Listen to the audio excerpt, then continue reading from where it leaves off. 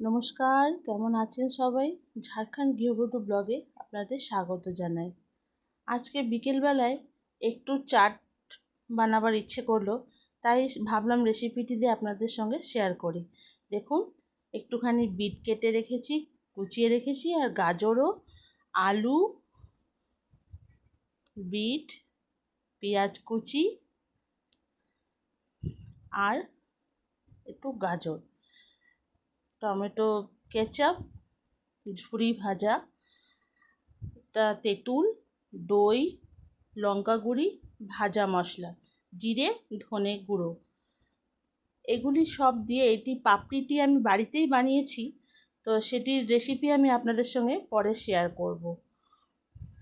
আর এবার আমি একটি একটি করে জিনিসের মধ্যে দেব, তারপরে আপনাদের দেখাবো যে চাটটি কী সুন্দর হয়। দেখুন, সব পাপড়িগুলোর ওপরে একটা দুটো করে আমি আলুর টুকরো দিয়ে দেবো। তারপরে আমি ওটাতে দেব একটুখানি করে গাজর, যেটা কুচি করেছি আমি, যেটা গার্নিশিং।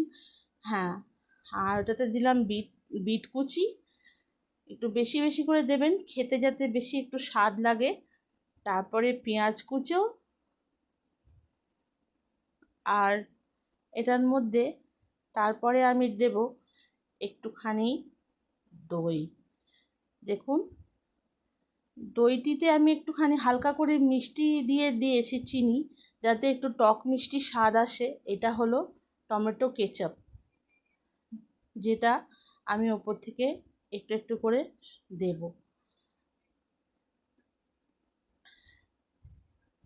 টমেটো কেচাপটা দেওয়ার পর আমি একটু তেঁতুলের টক, মানে যাতে একটু টক টক লাগে, যেহেতু এটি চাট, পাপড়ি চাট, তো এটা যদি একটু টক টক হয় তো খেতে অপূর্ব সুন্দর লাগবে। আর এটা হলো লঙ্কা গুঁড়ো একটুখানি, এটা হলো ভাজা মশলা। দেওয়ার পর ওপর থেকে একটু ঝুরি ভাজা দিয়ে আমি গার্নিশিং করে দিলাম।